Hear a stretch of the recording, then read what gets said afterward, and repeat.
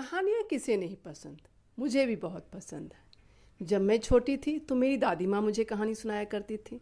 जब मैं माँ बनी तो मैं अपने बच्चों को कहानियाँ सुनाया करती थी। अब मैं आप लोगों के लिए कहानियों की एक श्रृंखला शुरू कर रही हूँ और इस श्रृंखला के तहत मैं अलग अलग भाषाओं की बेहतरीन और रोचक कहानियाँ आप लोगों को सुनाऊंगी।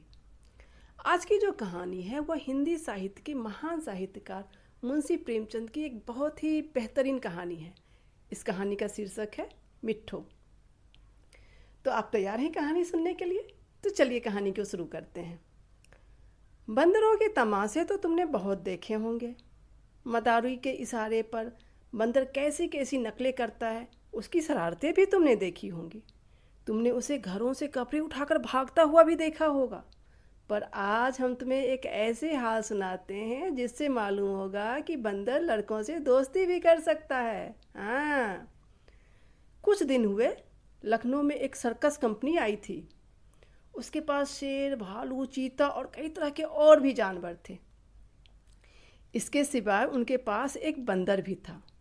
उस बंदर का नाम था मिट्ठू। लड़कों के झुंड इन जानवरों को देखने रोज जाया करता था। मिट्ठू ही इन्हें बहुत पसंद आ रहा था। उन्हीं लड़कों में एक लड़के का नाम था गोपाल।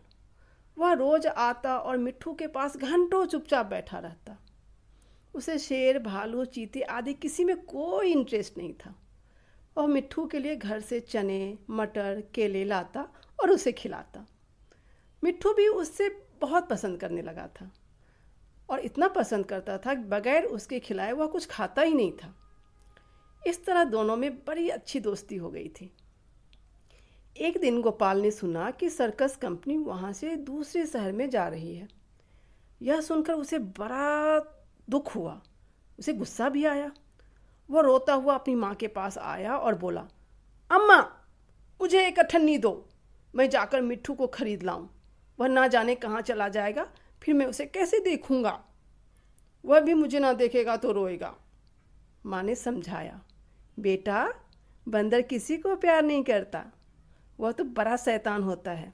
यहाँ आकर सबको काटेगा और मुफ्त में उलाहने सुनने पड़ेंगे। लेकिन लड़के पर माँ के समझाने का कोई असर न हुआ। वह रोने लगा। आखिर माँ ने मजबूर होकर उसे एक अठन्नी निकाल कर दे दी। यह कहानी काफ़ी पुरानी है, इसलिए इसमें गोपाल अपनी माँ से अठन्नी मांगता है बंदर को खरीदने के लिए। लेकिन कहानी अगर आज की होती तो आपको हज़ारों रुपये लेने पड़ते इसके लिए। तो खैर चलिए आगे बढ़ते हैं। अठन्नी पाकर गोपाल मारे खुशी के फूलता झूमता हुआ सर्कस की ओर चल पड़ा। उसने अठन्नी को मिट्टी से मलकर खूब चमकाया। फिर मिट्ठू को खरीदने चला, लेकिन मिट्ठू वहाँ दिखाई नहीं दिया। गोपाल का दिल भर आया। मिट्ठू कहीं भाग तो नहीं गया? मालिक को अठन्नी दिखाकर गोपाल बोला, क्यों साहब, मिट्ठू को मेरे हाथ बेचेंगे?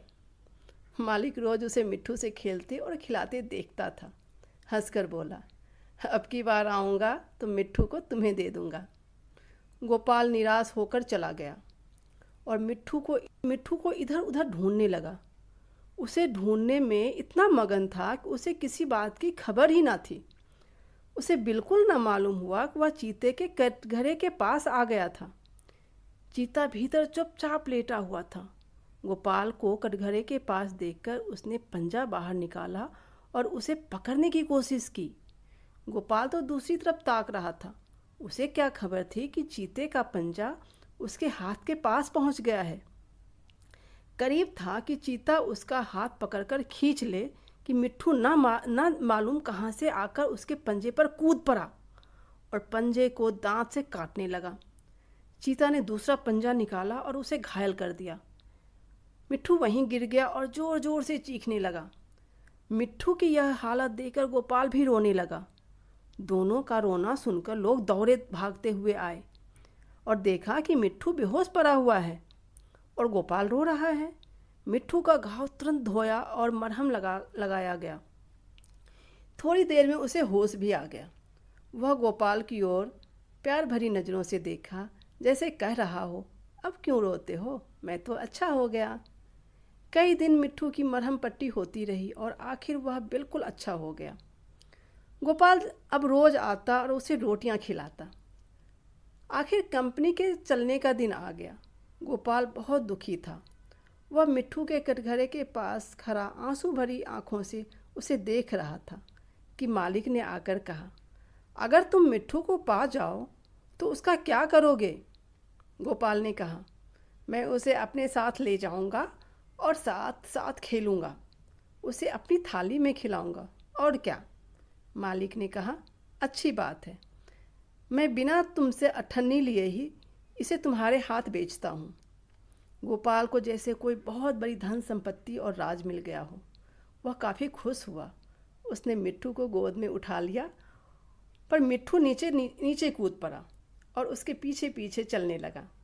दोनों खेलते कूदते घर पहुंच गए और खुशी खुशी रहने लगे। तो यह कहानी यहीं पे ख़त्म होती है। उम्मीद है आपको यह कहानी पसंद आई होगी। अगर पसंद आई है तो लाइक कीजिए। आगे फिर से मैं एक नई और बेहतरीन कहानी के साथ आप लोगों से मिलूंगी। तब तक के लिए जय हिंद।